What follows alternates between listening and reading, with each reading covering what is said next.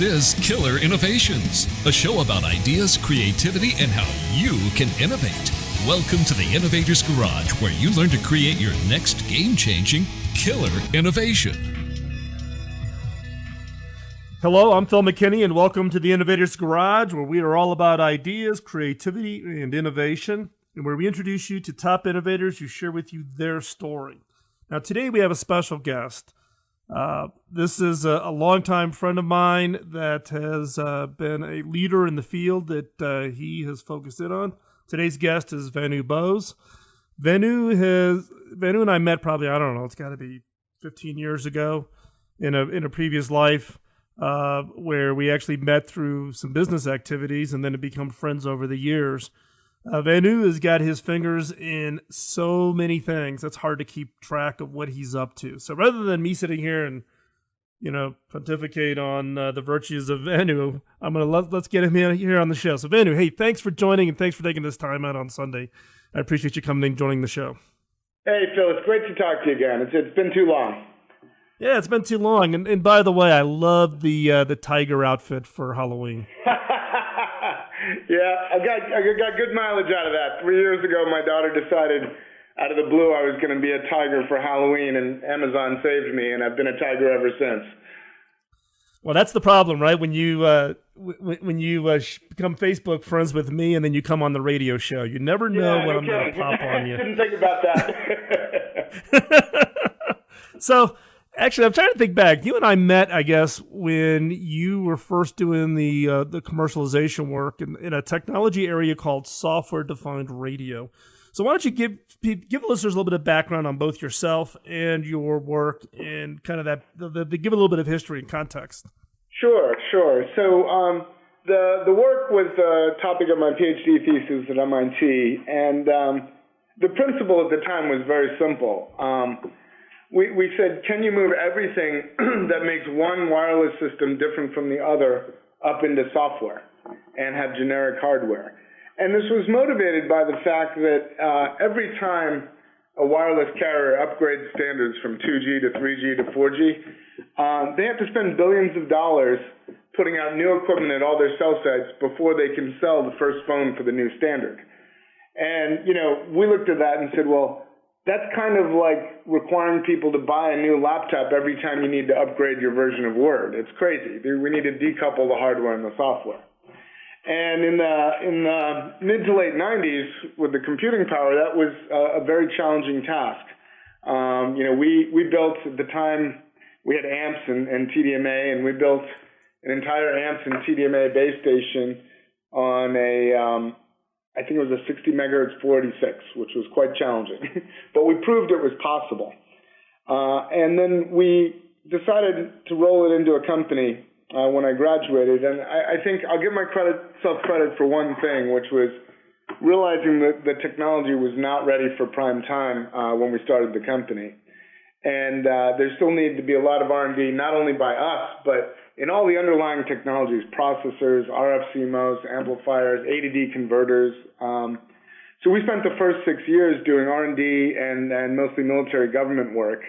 And it wasn't until 6 years later that we rolled out our first new commercial product in December of 2004 as a cellular base station.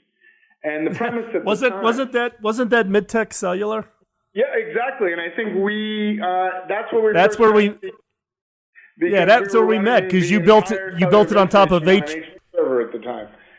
Right, you did it on top of HP Gear, so we helped you on the Midtech Cellular deployment. So. That's right. That was our first commercial deployment. And that's what got it all launched. And at the time, the value proposition was our advantage was not only being able to upgrade from one standard to the other, but once you put it all up in software, you can virtualize the platform and run multiple base stations on one. And there are about 230 rural carriers in the U.S., like Midtech Cellular, very small ones most people have never heard of. And they have small subscriber bases, but all their revenue comes from roaming with the big guys, Verizon, AT&T, Sprint, and T-Mobile. So our proposition to them was you can run one base station that's both GSM and CDMA and roam with everybody, whereas in the past they were limited to roaming with half of them. So it effectively doubled their roaming revenue. So you talked about the fact that you knew coming out when you did the work on your PhD at MIT, then you spun it out into your company, and you knew that you had a long R&D path to get there. What were some of the biggest challenges? I mean, part of the challenge of any innovator is you may think you're ready, but it's all about, at least my perspective, it's about getting the market timing right. But what were some of those challenges that you ran into in getting that commercialization? Right. Well, I wish I could remember who told me this so I could give him credit, but it was some VC I was talking to who said that, he said, really good entrepreneurs are seldom wrong about what's next, but they're almost always wrong about when. And I took that to heart. And, basically, to really do a software radio, you have to digitize a wide swath of spectrum. Right there were challenges. The analog to digital converters didn't have enough dynamic range and bandwidth to do enough at the time. So we realized we had to focus in on narrower applications that the technology supported, and looking at the trends not only in analog to digital converters, but microprocessors for speed and power and RF CMOS, it was really about 10 years till they converged where it was really not only viable but cost effective. In fact, the biggest complaint about software radio when we started was, I remember presenting our first system at a conference when I was still a graduate student, and we could digitize the entire cellular band and do all this processing to pull out a single amps voice channel. And somebody stood up and said, "Congratulations, you've built the world's most expensive cellular phone." And I'd get up there and say, "Yeah, but Moore's law, and nobody would buy it." And the two complaints were, look, to do it in software, the processors are more expensive and they're more power hungry, and those are two trade-offs that we can't afford in wireless. But thanks in part to two things. One, Moore's law with the processors getting faster, but for a while the faster actually hurt us because faster meant more power consumption. But then the advent of smartphones got people to focus on, hey, we need gigahertz processors that are actually low power consumption. So today, for example, we have a cellular base station, which I think we'll talk about a little later, for the rural developing market, where you need to run on solar. And it is today the lowest cost and lowest power consumption cellular base station, and it's a software radio. So the underlying technology to catch up to where we wanted to go was one of the main factors that we had to manage. And then in your case, you hinted a little bit there about trying to convince people about Moore's law. I mean, I don't know that's been part of my frustration, having been a CTO for so many years, and now I jokingly get referred to as I'm the problem because now I'm a CEO. About being the skeptic on the new technology piece. So I don't know about you. Maybe when we come back, we're going to get ready to go to a break here in another minute or two. So we're going to pause right here for a second. We'll pick it up when we come back. But one of the things I do want to hear more about is just some of those experiences in the commercialization piece, because I think the listeners of this show, we all are running around. We got these great ideas. We're out there trying to raise money. We're trying to find that support. And we run into what I refer to as the innovation antibodies. Yeah. Those are the people who, basically are just the naysayers. Oh, it'll never work. Why would you do that? You just built the most expensive cell phone.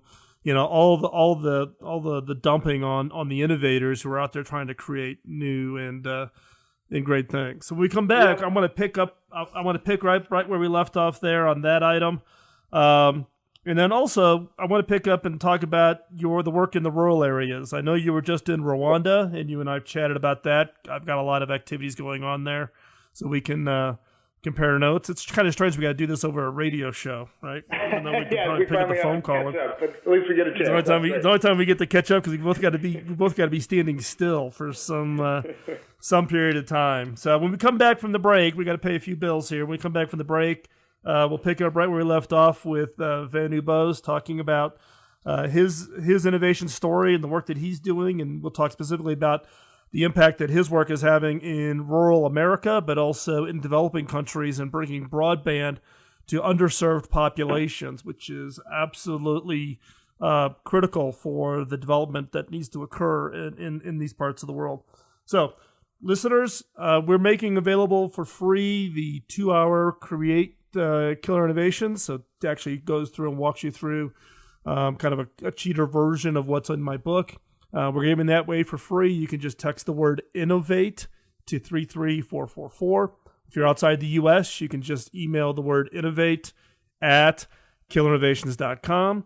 And again, when we come back, we'll pick up where we left off with Vanu Bose and talk about broadband services in rural markets and how his technology helps make that happen. You're listening to Killer Innovations. I'm Phil McKinney, and we'll be right back.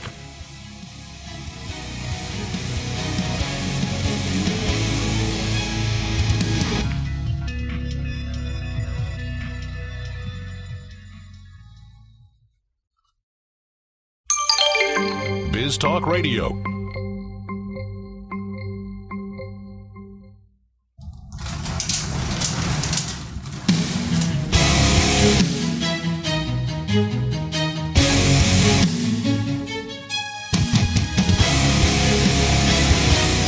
This is Killer Innovations, a show about ideas, creativity, and how you can innovate. Welcome to the Innovator's Garage, where you learn to create your next game-changing killer innovation.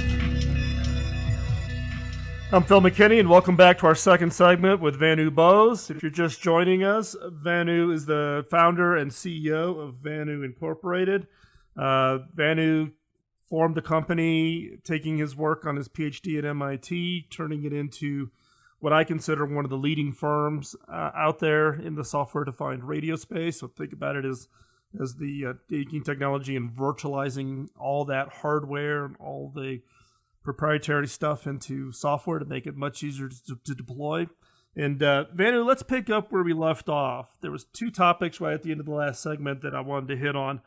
One was your experience with the innovation antibodies. You shared a little bit about presenting while you were still a grad student and having people kind of poo-pooing your idea. And then we'll pick up and talk about the use of your technology to bring broadband into the rural market. So let's start with the innovation antibodies. What were some of the things you ran into trying to get people convinced that you could virtualize what was basically these big boxes that were very expensive in the past? Yeah, so actually there's a great sequence, because talking about those will tell you how we ended up at the rural developing market. So in terms of the challenges of the antibodies, I would group them into two classes, the technical and the business. And let's talk about the technical first. When we started out, there were all these people who said, look, you can't do signal processing like this in software. And they had all the reasons, because you had to go through a digital boundary and the processors weren't real time, et cetera. And then, as I said, the first thing we did was the analog AMP cellular standard. And then people said, you can do analog signal processing software, but you can't do digital because you'll never get the symbol timing right, and that's really important, and there were other things. And then we did the TDMA and GSM standards, the two narrowband digital standards. And people said, well, okay, you can do narrowband digital standards, but you'll never be able to do wideband and especially spread spectrum standards like CDMA. You've got to do the chip rate processing in hardware. Then we did CDMA 2000, which was wideband chip rate processing, which people thought there was no way you could do entirely in software. And then the question stopped, because that CDMA technology is the same basis for what was in 3G, just do it a little wider. And 4G is actually easier from a processing perspective. But I think the lesson there is that you'll never convince people with PowerPoint. You actually have to do it and demonstrate it, and that's when minds change. There's a lot of entrenched mindsets on what can and can't be done, and I guess the lesson I've learned is stop trying to convince people, just do it and show them. And that's the best way through. And I think that's actually a great point, because I think a lot of innovators think that hey, I've got a patent, isn't that enough? And the answer is no. The best proof is actually doing it, not doing it in PowerPoint, but actually going out there, investing your own time, your own money, your own passion around the idea, and just go out and just build it, just prove that it works. Actually, and I remember those discussions with you on that. On some of that, on the early CDMA stuff. Right, exactly. And actually, the point about patents is a good one. I got some really good advice from my dad when I started, because I was all concerned about the patents. And he said, look, you think when you start your patents are the most valuable thing, but the actually most valuable patents that you'll generate are the ones you generate in the process of trying to realize this idea, because the process of realizing it is actually much harder than people realize, and that's where the valuable IP is, and that is absolutely right in our case. So you were talking about two classes of the antibodies. You talked about the technology, and then you mentioned business. What were some of the business antibodies? So, well, first I want to say we've been extremely fortunate that we had for many years on our board Clayton Christensen of Harvard Business School, who I know you're familiar with, Phil, and I imagine most of your listeners are too.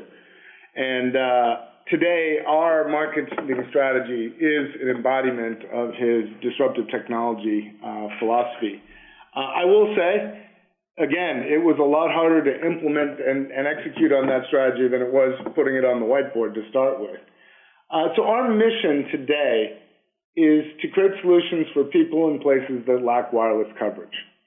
So you have to think about, we're entering the wireless infrastructure business, which is actually pretty small in terms of the number of companies in there, but the companies are large. It's dominated by Ericsson, Huawei, and the two Chinese vendors, all multiple tens of billions in revenue.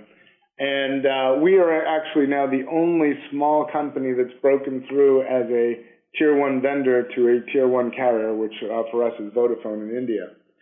But getting there was a difficult path. And the key thing is, Clay talks a lot about competing against non-consumption, which is go after a group of people or customers who can't use the technology either because it's too complicated or it's too expensive or for some reason they don't have the logistics to use it. And it took a while for us to figure out, well, what's non-consumption in wireless infrastructure? And finally we realized non-consumption is anywhere that you don't have good wireless coverage, because every carrier would like to take out the magic marker and color in the entire map. The only reason they don't is current technology doesn't make it cost-effective for them to provide coverage in many locations, such as inside of buildings, in rural areas, in tunnels, on ships. So these are all the things that we focus on as a company. We don't try to build better 4G systems for Manhattan. That's done really well by Ericsson and Huawei. And we try to fill in the gaps where their technology has not been able to give the carriers a cost-effective solution. And one of the first things we looked at was originally in conjunction with Tata Teleservices in India, in-building coverage. It's hard everywhere. It's really challenging in the developing market. So we created an innovative solution that actually used the public internet to securely backhaul cellular systems to eliminate costs, and have deployed several thousand of those in India. But as we did the market segmentation, it quickly became clear that of the uncovered areas, there was one area that dwarfed everything else, and that is the rural areas in developing markets.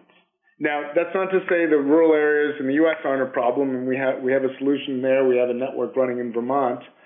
But the developing market has an additional challenge in that a typical high cell site takes about 4 kilowatts of power. There's 1 billion people in the world who don't have power and another 1.5 billion who don't have access to reliable power. And those 2.5 billion pretty much don't have good communications for that very reason. So we looked at this problem and realized there's sort of a perverse inversion of the economic model in rural areas. So in rural areas, your revenue per cell site is lower. In the U.S., it's because we have such low population areas in rural, so you don't get as much revenue per cell site. And in the developing markets, it's because the average revenue per user is so low. It's about $1 in rural India and rural Africa, $1 per month that people can spend on their cell phone. So how do you make, Hey Vanu, let's hold up here just for a second. We're going to take a quick break because I want to really dig in on the Africa thing with I work in Rwanda also. So stay right there. Yeah, cool. We'll be right back and pay a few bills. I'm Phil McKinney, and this is Killer Innovations.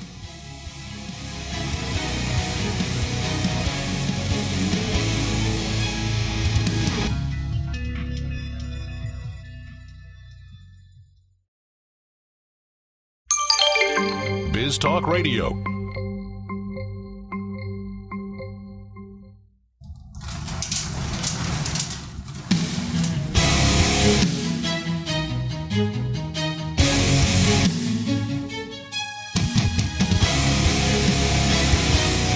This is Killer Innovations, a show about ideas, creativity, and how you can innovate.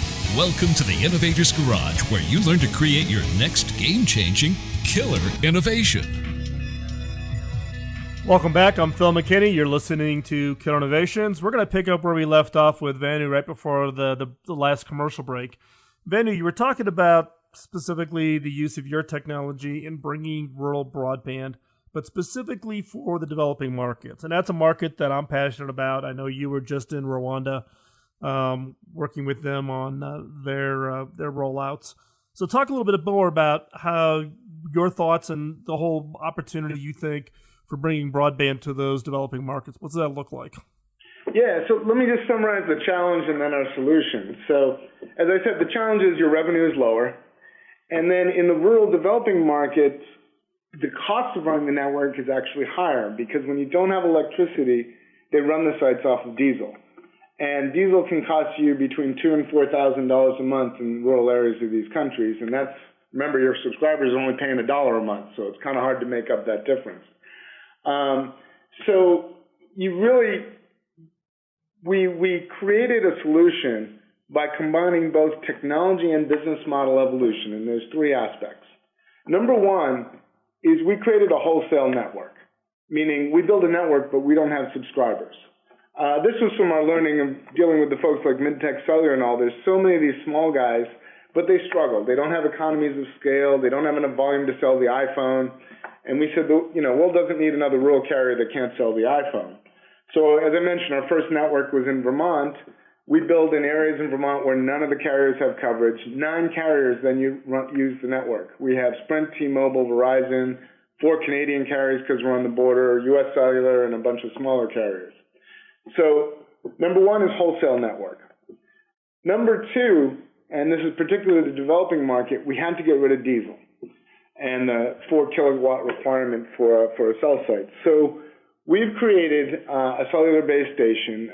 The GSM version of it consumes only 50 watts of power, like a dim light bulb. But it's not just the power consumption. A lot of the power at these sites goes into cooling the equipment, which we couldn't afford either. So it's an 11 by 12 by 4 inch base station, consumes 50 watts of power, and is rated to run up to 55 degrees C, which is about 132 degrees Fahrenheit. And again, going back to innovation, people just didn't believe you could run a network completely off solar and with those temperature requirements. So we did a trial for a full year on 2 sites in Zambia, and it ran for a full year on solar and battery and made it through the Zambian summer. So once it makes that, everybody agrees that it can handle the temperature.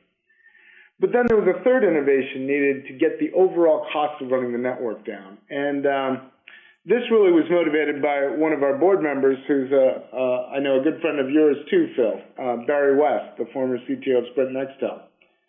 And Barry said to me one day, he said, I've built a lot of rural sites at Sprint and Nextel, and the traditional thinking is in a low population area, you want to build the tallest, highest power site you can to cover the most area. Barry looks at me and says, but mostly you just cover more rocks and trees, and they don't generate enough revenue. So we said, what would it look like if you had a network where people live, work, and commute? If you have coverage in those 3 aspects of your life, you'll be pretty happy. What it turns out, and this is true, we've looked at Vermont, Alaska, North Carolina, Nepal, Zambia, and now Rwanda. Almost all of the homes and businesses are within half a mile of some road. Not a highway, but a secondary or tertiary road. So suddenly we realized, hey, if we cover those roads in half a mile on either side, we get all the places people live, work, and commute. So this allowed us to do something that most of the industry still thinks is radical, which is we can cover rural areas with small cells. For traditional carriers, small cells are for in-building and urban infill, not for rural coverage. So we have 110 sites up in Vermont covering rural areas, roads and half a mile to a mile on either side of the road. And what we really wanted to do was address those 2.5 billion people in the developing market without coverage. And we were looking around for a place to pilot this whole concept. And we're working with our partners at Facebook, who have been great supporters. And they said to me right away, they said, if you want to pilot somewhere in Africa, go to Rwanda because things work in Rwanda. And if the last thing you know about Rwanda is Hotel Rwanda, you need to take another look. It is one of the most impressive countries in Africa. Things work really well. The government's streamlined and really focused on helping the people. So we've gone out and surveyed the rural areas, and we're going to build a wholesale 2G, 4G network in rural Rwanda running off solar power. I want to make one point, though, because I know you've mentioned broadband, and that's what everyone talks about. 2G is extremely important to start in these areas because the one device people have is a 2G flip phone, even if they don't have coverage. If they get to somewhere where they can make a call once a week, it's incredibly useful to them because remember, they don't have phones at home. And the reason they're 2G flip phones is they don't have power, so they can't be charging. I charge my iPhone all the time. They can't do that. So that's the device they have, and that's their on-ramp to communications. And so we support 2G. We're building out 4G, and to me, it's still a little bit of an open question of what's the right transition. How do you get people onto 4G? What are the right devices? And that's one thing I love about partnering with Facebook is what they're interested in doing experiments to figure this out. So rural Rwanda is going to be a big experiment. We're going to roll out different programs, different kinds of devices, and work with the carriers to see how do you actually get traction. And then the plan would be to show that we can profitably provide coverage for rural and roll it out across the rest of rural Africa. Well, it's interesting because I've been in Rwanda now since 2008. We have a for-profit investments. So we do for-profit as an economic development. We don't do it as a charity. But we're out in the Bugesera area. So we're about an hour and 20 minutes out of Kigali. And we have a 4-bedroom guest house out there, right there at the. Well, let's be there next time and sit on the radio. Yeah. That's gonna say. Actually, my wife and I, we typically go for the entire month of December. We're in Rwanda for the entire month, and we're actually now in the process of building a school there, as working with the Rwandan government as a model to change education, to teach innovation and creativity as part of a core curriculum. But I can tell you, when I'm there and I drop in my MTN SIM, right? So I've got a 250 number when I'm in country, I have to hang over the fence, and I might get 2 bars, But if I'm in Kigali, I've got 2G, 3G in Kigali. But when you're an hour out and you're send me your address, I'll make sure we get you covered. Thank you, man. And you're right, though. Everybody out there's got the phone. In fact, we have about 125 employees that work out at it's a fish farm in Bugesera. Oh, cool. And we actually got them all on mobile banking now. And they don't have a concept of banking. Right. So we've trained all the employees on how to. So everything. The thing everything happens on that mobile phone, man. I'm telling you, they don't. That mobile phone is everything for them. Yep. Well, the thing that I find so interesting is that one of the reasons there were so many unbanked is they don't have identity cards or even addresses in many cases, and the mobile phone has become their identity.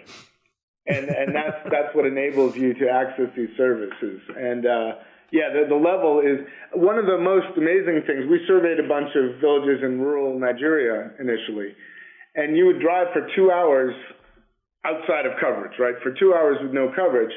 You get to the village, the first thing everyone does is take out their phone and take a picture. I mean, they're 2 hours from the nearest coverage, but they all have phones. Yeah, exactly. It's a whole different perspective. And in fact, I love when my wife and I are in Rwanda doing our work there with our investments and that, because it gives you a whole different perspective. It's not about what we normally know. We've got to get outside of our comfort zone. Hey, Vanu, for those people who want to follow what you're doing, what's the best way for them to track what you're up to? Well, we're on Facebook, Vanuinc, VANUINC, and Twitter. And our homepage, www.vanu.com, is about to get a major facelift. Yeah, it does look a little dated, but I wasn't going to rag on you on that one. We've been so busy, we kind of neglected it. So check back in a few weeks; it'll be a lot better. But the most the most up to date information's on Facebook, including I was privileged to have a meeting with President Kagame last time in Rwanda, who is fully behind this effort. So we have in fact, I saw your picture with President Kagame, and That's actually great, and we actually should team up because I think there's a lot. Absolutely. That there's so much that we all can be doing in these developing countries to bring technology and innovations that could really be transformative to people's lives. And as we say about this show, we're about changing the world. So, Vanu, thanks a lot. Listeners, stay tuned. We're going to be right back after this commercial break. We're going to have a killer question that is just going to flip you out. So stay tuned. Don't go anywhere. I'm Phil McKinney, and this is Killer Innovations.